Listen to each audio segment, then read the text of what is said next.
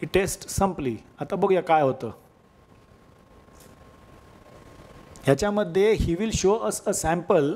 ह्याला हे तर हाताने दाखवतो, वेळ लागतो. हे बघा, after some time the concrete starts turning pink. आपण मगाशी तो फोटो पाहिला ना त्या स्लाइड्समध्ये. जे कॉन्क्रीट कार्बोनेटेड नसतं,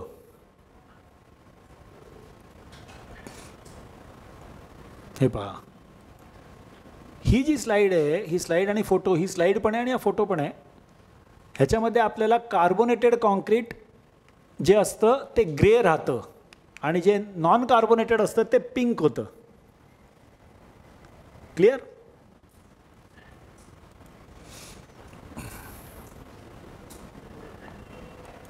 हे बघा, हे एक्सटर्नल पोर्शन हा आहे म्हणून इकडे EX लिहिलंय.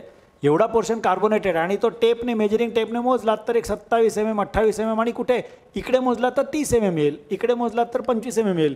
त्यामुळे कार्बोनेशन 28.5 mm असं कधीच नसतं. एका कोरमध्ये तुम्ही 10 ठिकाणी मोजलं तर 10 वेगवेगळी रिडिंग येतील. त्याचं ॲव्हरेज तुम्ही लिहू शकता, देर इज नथिंग मॅटर. पण ॲव्हरेज लिहिताना सुद्धा 27.835. Just because we have a calculator, don't work out carbonation to the third decimal. Is that clear?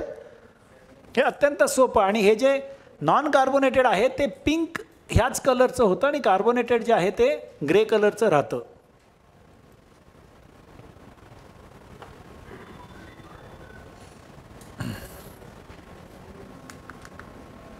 हे बघा, ह्या दोन स्लाइड्स आपण तिकडे पण पाहिल्या, सेम स्लाइड्स आहेत.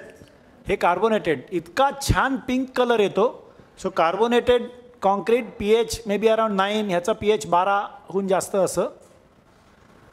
Reaction between carbon dioxide in atmosphere and calcium hydroxide in concrete.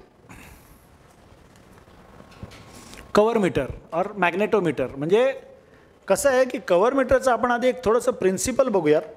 एक चित्र काढतो आणि मग आपण we will see the video and then we will see the slides.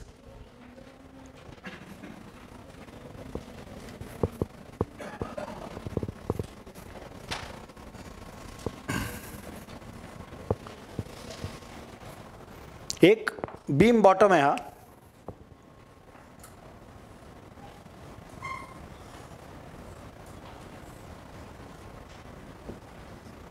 ह्याच्यामध्ये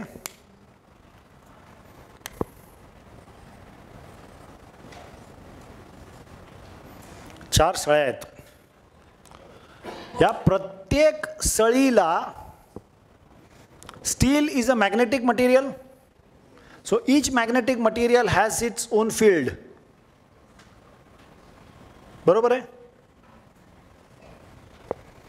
जर ह्या फील्डच्या प्रॉक्सिमिटीमध्ये जर मी एखादं इलेक्ट्रोमॅग्नेट आणलं तर electromagnet also will have his own field.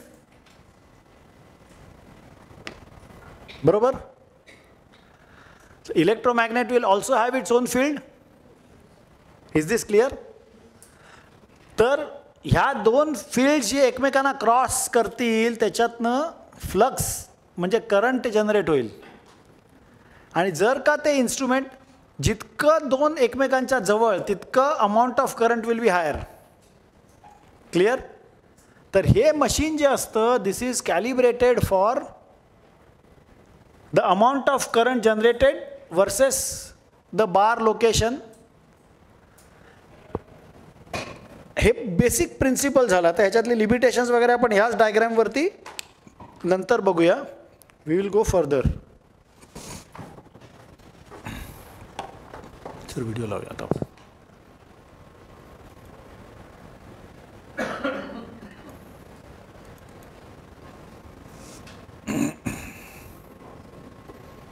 Cover meter with reinforcement mapping. आता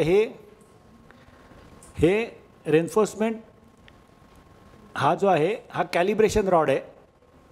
कव्हर मीटरचं कॅलिब्रेशन आपण कॅलिब्रेशन रॉडने करू शकतो. हे जे इन्स्ट्रुमेंट दिसतंय हे कव्हर मीटर आहे आणि हे जे दिसतंय हे कॅलिब्रेशन रॉड आहे. हे कव्हर मीटर आहे. कव्हर मीटर वेगवेगळ्या प्रकारचे असतात, वेगवेगळ्या आकाराची, वेगवेगळ्या डिझाईनची.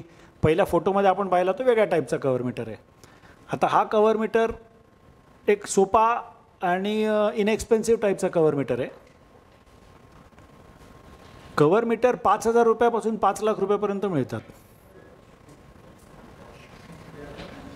हा, गाड्यासुद्धा मिळतात ना. गाडी 2.5 लाखापासून 2.5 कोटीपर्यंत मिळते. त्याच्याहून जास्त मिळत असेल मला माहीत नाही.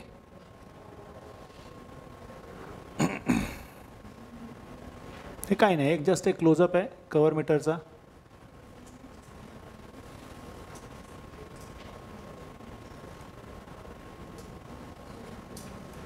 हा जो आहे आता ह्या बारवरती जेव्हा तो येतो ना, he is going very fast. आता इकडे हिरवा लाईट दिसतोय बघा, तर he is going very fast. तो या बारवरती आला की बरोबर तिकडे लाल लाईट येतो ॲक्च्युली, पण since is going very fast. आपण आता थोडंसं मागे जाऊयात.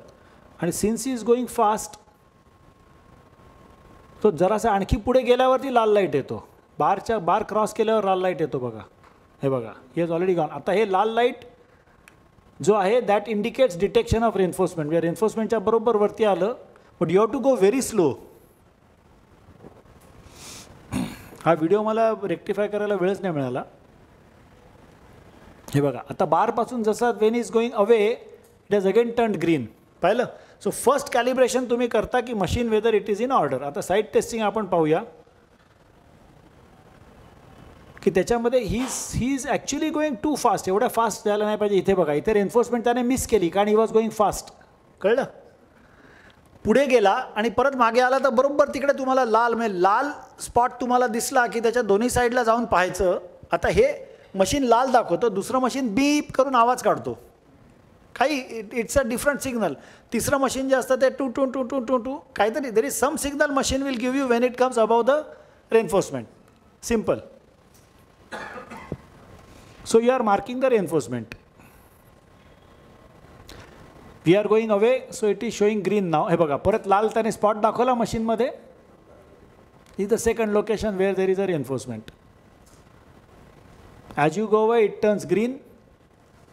परत आपण रेन्फोर्स, हे बघा, रेन्फोर्समेंटने जस्ट एक फ्लॅश दाखवला ना लाल. So that is where the third reinforcement is. असं करून we can actually mark horizontal and vertical reinforcement with the same process. I am going a little fast so that we can. आता ही reinforcement त्याने marking केलं की ह्या रेन्फोर्समेंटच्या बरोबर मध्ये आपण कोर काढू शकतो. How accurate is the instrument? It is very inaccurate and very accurate depending on two things. One is how trained is the person who is operating it and how close are the reinforcement bars. आता गंमत बघूयात आपण. मी इथे दाखवलं आहे, हा probe आहे. ते मशीन जसं फिरवतो ना इकडनं इथपर्यंत, मशीन मी इकडनं फिरवत आणलं आणि इथे एवढेच दोन फील्ड्स एकमेकांना ओव्हरलॅप होत आहेत. बरोबर आहे? So some amount of current is flowing. हे बघा, just see this, observe this. नंतर हे मी मशीन जेव्हा हे आता मी पुसतो कारण नाहीतर क्लॅरिटी येणार नाही.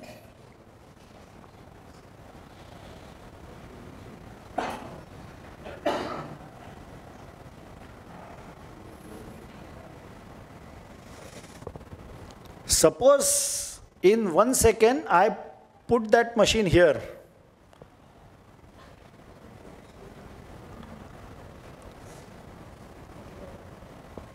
ह्याच्यामध्ये काय झालं, इथे पण ह्या बारचा पण ओव्हरलॅप झाला आणि ह्या बारचा पण ओव्हरलॅप झाला. बरोबर आहे? So how will the machine know की there are two bars? Because machine is calibrated for the amount of current that flows. त्यामुळे if the two bars are very close to each other, machine may show it as a single bar. Combined, correct. Combined effect of the two fields of two bars which are close to each other. आता हे दोन बार मी मुद्दाम जवळजवळ का दाखवले? कारण ह्याचा field आणि ह्याचा फील्ड हे ऑलरेडी एकमेकांना ओव्हरलॅप करत असतील. आणि इथे जेव्हा माझं मशीन येईल तेव्हा ह्याचं फील्ड हे दोघांचा कंबाईंड इफेक्टच घेईल कदाचित. Let us see another case. I have got 3 bars here and I have got 3 bars in the second layer. आता जेव्हा मी इकडे मशीन फिरवतोय तेव्हा हे दुसरे बार दिसतील का मला? नाहीच दिसणार, कारण this will have the effect of these bars. मग हे बार मी कसे डिटेक्ट करू शकतो? मी साईडने मशीन लावू शकतो. I can apply the machine from the side. But this bar the machine will never be able to detect. Karan it will have the interference of these two bars even if I put the machine on this side and this side, and from bottom it will have the effect of this bar. So this bar can never be detected. It's a limitation of the equipment. Let us see third case where we have bundling of bars. 3 bars of 12 diameter or 16 diameters are bundled together. What will the machine show? Chaos. Machine will not be able to detect. Let us take a fourth case. You have a higher diameter bar and behind that you have a smaller diameter bar. The higher diameter bar will have a field which will fully eat up the smaller diameter bar. The smaller diameter bar will not be detected at all, may not be detected at all. There are some machines where you may be able to detect, some machines you will not be able to detect. So congestion of reinforcement can cause great amount of inaccuracy. Great amount of inaccuracy. हे कळलं का? मी मगाशी का म्हणालो?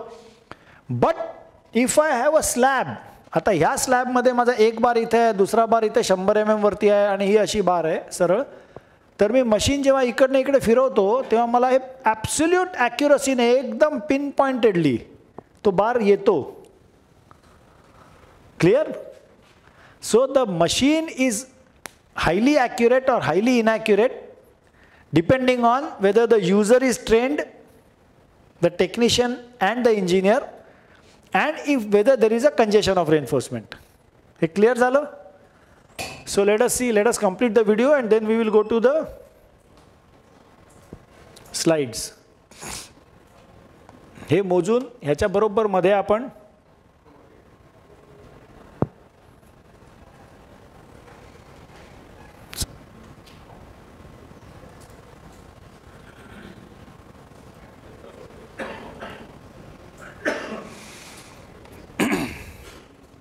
an electromagnet when comes in contact with magnetic substance generates current depending on the overlap of magnetic fields. हे आपण आता बघितलं pictorially.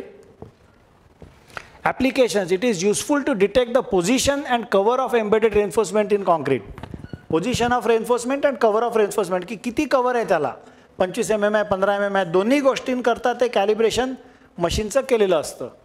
रिबार diameter also can be detected, but he सगळी लिमिटेशन्स आहेत त्याला.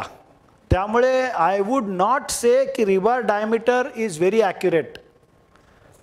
हे अत्यंत रिबार डायमीटर करता इनॅक्युरेट आहे. म्हणजे ते 16 mm दाखवत असेल तर ते 20 mm पण असू शकतं, 12 mm चे 2 बार सुद्धा जवळ असू शकतात. प्रचंड अनुभव लागतो त्याला, प्रचंड पेशन्स लागतो, आणि तेवढ्या पेशन्सने तेवढं काम केलं तर त्याची कॉस्ट एवढी वाढत जाईल of the operations of rebar की it may not be worth it. Useful in preparing structural drawings of RCC structures. आता हे जेव्हा मी म्हणतो ना, I am using this statement with a caution. म्हणजे आता मला स्लॅबच्या ज्या सळ्या काढायच्या असतील तर त्या सळ्या मी ॲक्युरेटली काढू शकतो, पण बीमच्या बॉटमच्या सळ्या नाही काढू शकत. कॉलमच्या स्टिरअप मी काढू शकतो, पण कॉलमची रेन्फोर्समेंट जर ऑन अ स्मॉलर साईज 23चा कॉलम आहे, 23/300. आता हा कॉलम मोठा आहे, ह्याच्यामध्ये सळ्यांमध्ये अंतर जास्त असेल. पण जर छोटा कॉलम असेल 23/300चा आणि त्याच्यामध्ये एका 23च्या साईडला 4 किंवा 5 बार टाकलेत, it's very difficult to detect the reinforcement, the bar diameter. त्यामुळे हे वाक्य जे आहे, useful in preparing structural drawings of RCC structures, yes, to a limited degree of accuracy. Instrument may be calibrated with the calibration specimen, ते आपण पाहिलं व्हिडिओमध्ये. Test to be conducted by trained technicians under supervision of trained engineers. हे आत्तापर्यंत आपण पहिल्यांदाच असं वाक्य आलं बघा. अल्ट्रासॉनिकमध्ये वाक्य नव्हतं, स्मिथ हॅमरमध्ये वाक्य नव्हतं, कार्बोनेशनमध्ये नव्हतं, कोरिंगमध्ये काय स्किल्ड ऑपरेटर इज रिक्वायर्ड. इथं काय trained technician under trained supervision of engineer. Test to be conducted on smooth surface of concrete for obvious reasons. Reasonably accurate instrument for preparing basic structural drawings of RCC structures, reasonably accurate. There is no guarantee of accuracy with this instrument. Useful in projects where vertical extension is proposed to RCC structures. म्हणजे 5 मजली building आहे, 2 मजले अजून वाढवायचे आहेत, कॉलममध्ये load carrying capacity आहे किंवा नाही, त्याच्याकरता हे इन्स्ट्रुमेंट इज अ मस्ट. किती बार आहेत बाबा, काय डायमीटर आहे, अंदाजे डायमीटर मिळाला की एका साईडला चेजिंग करून आपण बघू शकतो की बाबा खरोखरच तेवढा बार आहे किंवा नाही. डायमीटर जर 25 mm म्हणतो तर 25 mm आहे बार का 28 mm आहे का 20 आहे, हे एकदा तरी 2 ठिकाणी चेजिंग करून बघायलाच लागतं. Pre-stressing tendons and secondary reinforcement also can be detected using special probes. Secondary reinforcement म्हणजे ती जे आपण म्हणालो ना तो बार, त्याच्याकरता स्पेशल प्रोब्स लागतात.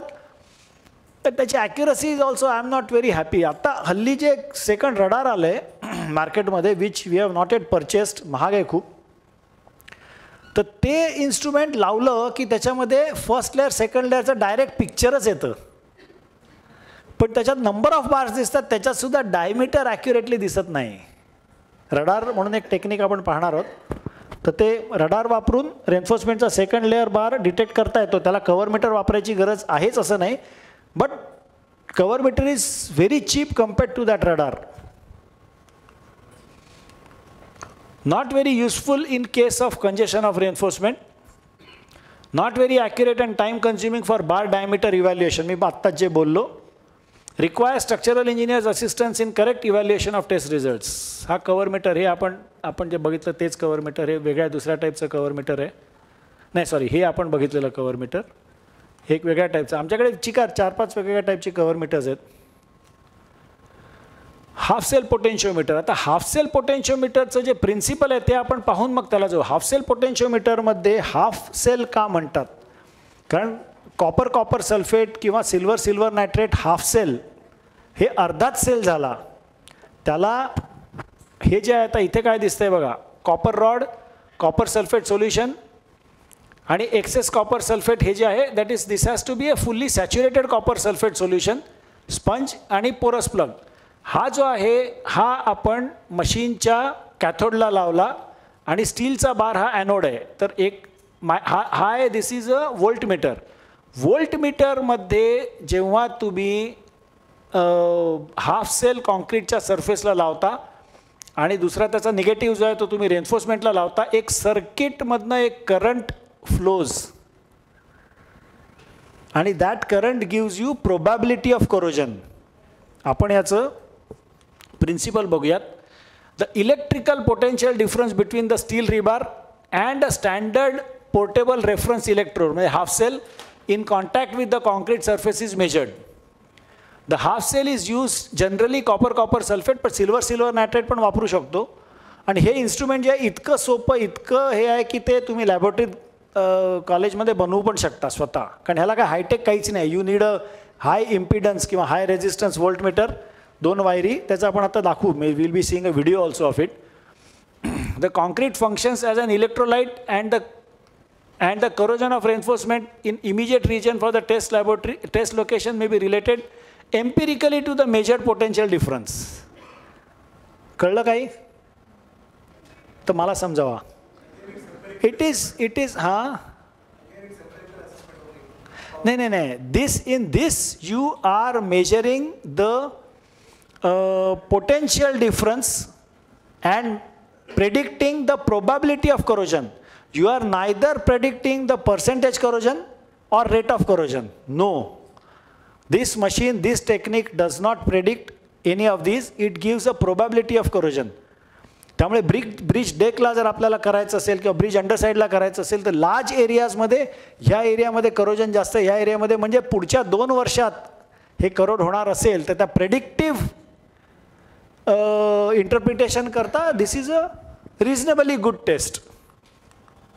To measure probability of corrosion of reinforcement inside the half cell is used copper sulfate.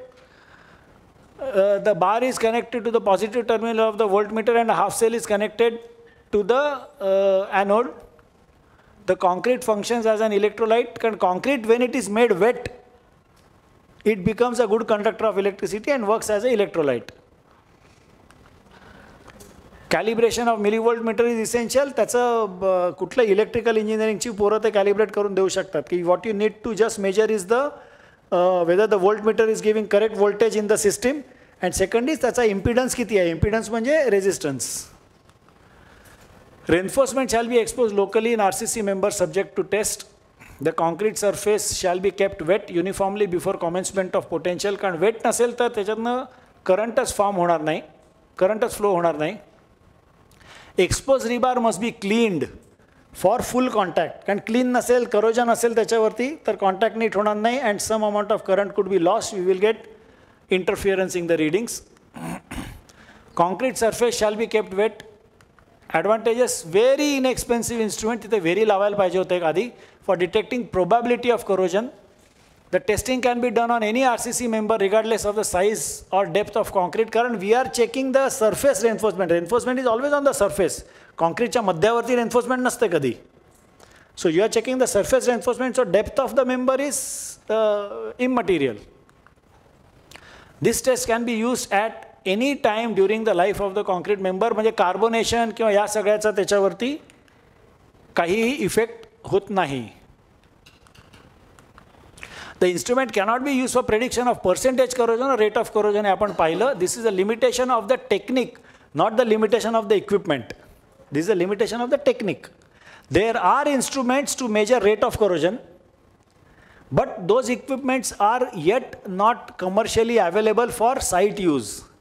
They are being used in the laboratory for R&D purposes as of now. Those equipments are available. I don't have it कारण मला commercial use करतात अशी equipment वापरात येऊच शकत नाहीत. कारण त्या इक्विपमेंटला सुद्धा ही जी लिमिटेशन्स आहेत ती लिमिटेशन्स आहेत. म्हणजे गेकॉर 6 आहे which are measuring the rate of corrosion. ती इक्विपमेंट म्हणजे these are, I won't say these are advanced, but these are for R&D purposes. Not for अजून तरी साईटमध्ये युजफुल असलेली इक्विपमेंट्स आलेली नाही आहेत. Testing requires extensive pre waiting of concrete surface and hate not very convenient for slab soffit and beam of residential structure which are occupied. म्हणजे आता 3-4 तास तुम्ही पाणी मारत बसलात एखाद्याच्या घरामध्ये वेटिंग करण्यासाठी. कारण concrete will not absorb water so easily. You want to make it wet. तर तो म्हणत अरे काय माझ्या घरात चिखल करून टाकला. So it is not convenient. It's a little limitation. पण ब्रिजला वगैरे पाणी मारून ठेवलं ओव्हरनाईट की ते पूर्ण वेट होतं. किंवा ब्रिज अंडर साईडला सुद्धा खालचं नदीचं पाणी ह्याने वापरलं तर it can be used. See this is how it is. You have connected what is there. This is a half cell. आपण हे ॲक्च्युली ह्याच्यामध्ये बघूया. This is a millivolt meter, high impedance millivolt meter. And this is a saturated solution of copper sulphate. ते फक्त त्या आतमध्ये भरायचं. 100% pure copper rod is there inside. ते आपल्याला डिटेलमध्ये दिसेल सगळं. आपण व्हिडिओ बघूया सर.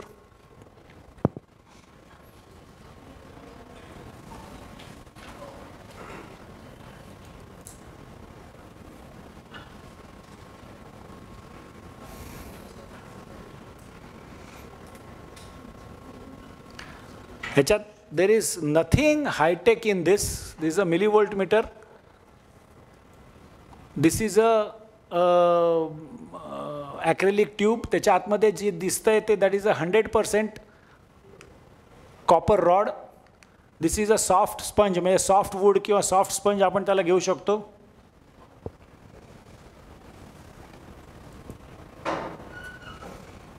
रिजिड ट्यूब म्हणजे this can be glass tube also. पण ग्लास फुटू शकते. Acrylic tube also.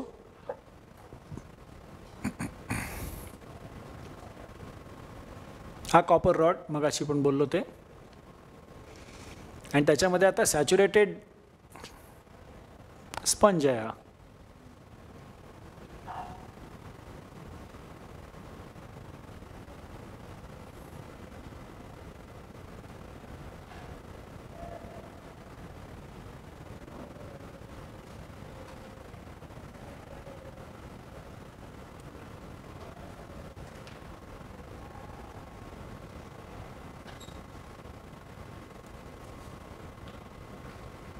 यात काय फार हायटेक काहीच नाही. Copper sulphate solution. We are doing a fully saturated solution of copper sulphate म्हणजे मूर्छूद.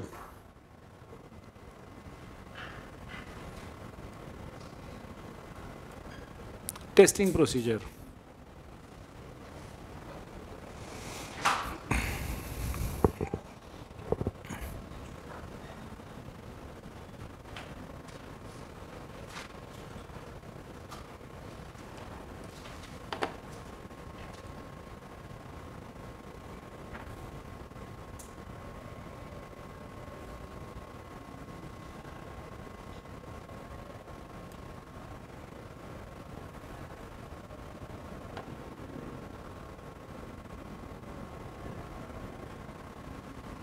व्हेरी